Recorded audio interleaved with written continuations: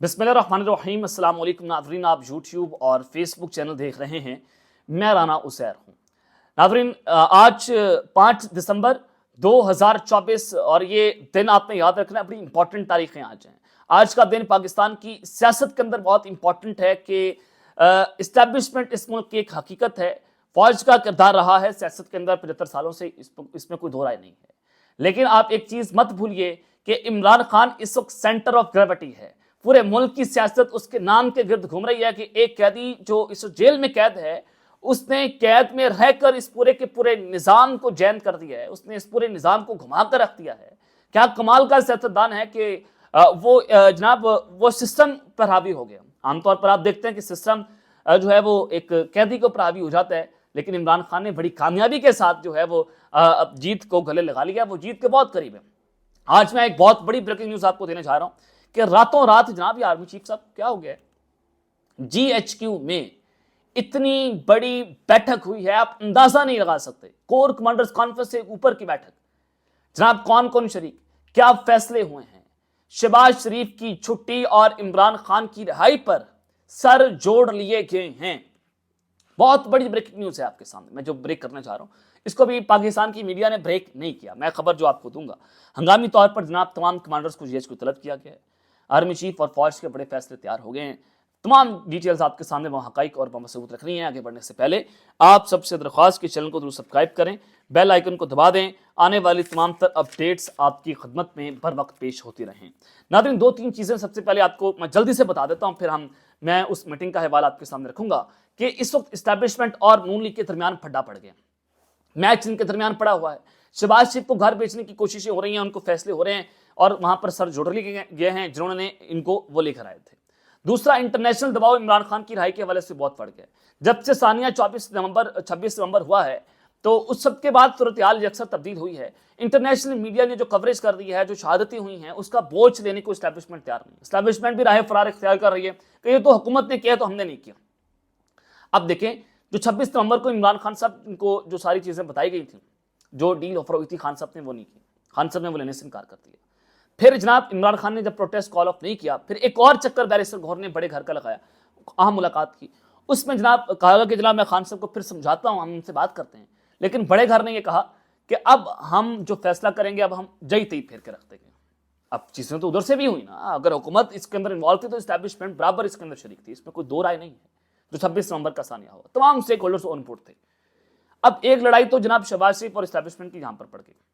دوسرا یہ کہ عمران خان کی رہائی پر انٹرنیشنل دباؤ اتنا بڑھ گیا ہے، اندرونی طور پر دباؤ بڑھ گیا ہے۔ ایک سابق آرمی چیف سے جو ملاقات ہوئی جنرل باجوہ صاحب کے ساتھ، جو میں نے ملاقات کو اس کا احوال بھی آپ کے سامنے رکھا تھا، تو اس کے اندر بھی یہی باتیں ہوئی کہ جناب پی ٹی اے کے حوالے سے بہت کچھ کریں جناب، یہ چیزیں بہت خراب ہو گئی ہیں، بہت ظلم ہو گیا ہے۔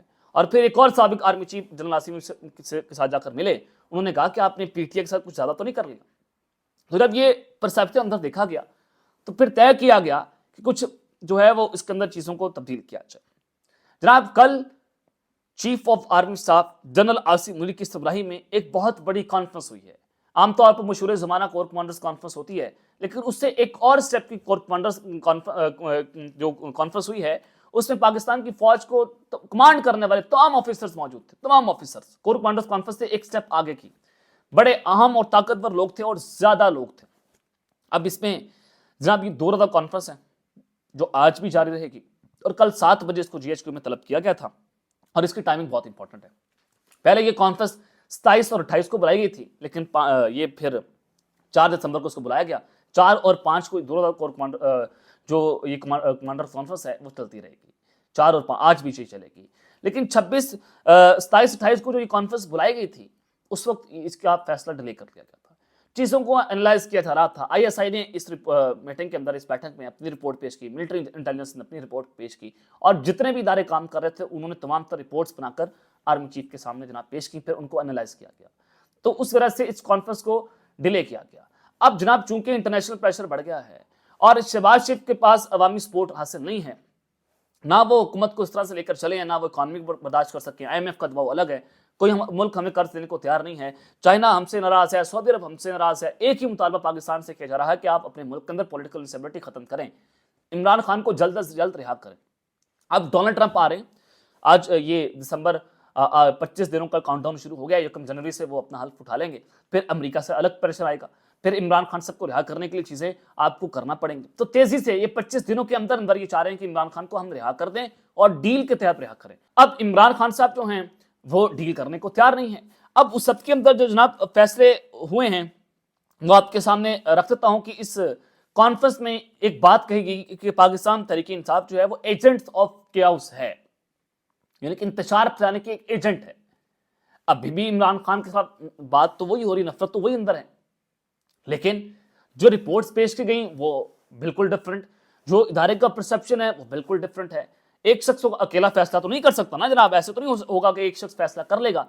अब जो चीजें हैं वो बड़ी कॉम्प्लिकेटेड हैं। चीफ ऑफ आर्मी साहब ने उसमें बात की कि जब तक इमरान खान इंटरनेशनल एजेंडे को डिसऑन ना कर दें कि इनके पीछे कोई इंटरनेशनल लॉबी काम कर रही, इमरान खान इंटरनेशनल एजेंडे को प्रमोट कर रहे हैं, जब तक इमरान खान उसको डिसऑन ना कर दें तो हम बर्दाश्त नहीं करेंगे। इसका मतलब ये है, इंटरनेशनल एजेंडा तो एक बात है ना, खान साहब के ऊपर इल्जाम हमेशा से लगाया जाता है, ये तो आप इल्जाम लगाते रहेंगे, लेकिन इसका कोई सबूत आपके सामने वाज़ेह तौर पर जो है मौजूद नहीं है।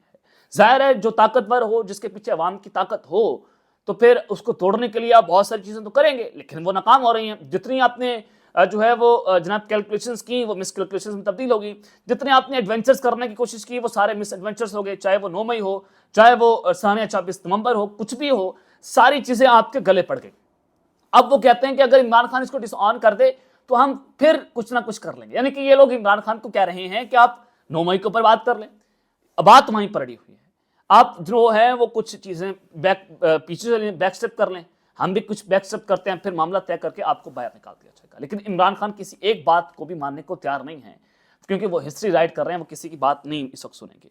अब जनाब फिर सोशल मीडिया के खिलाफ बात की कि सोशल मीडिया जो है वो इंटरनेशनल एजेंडे के ऊपर काम कर रहा है।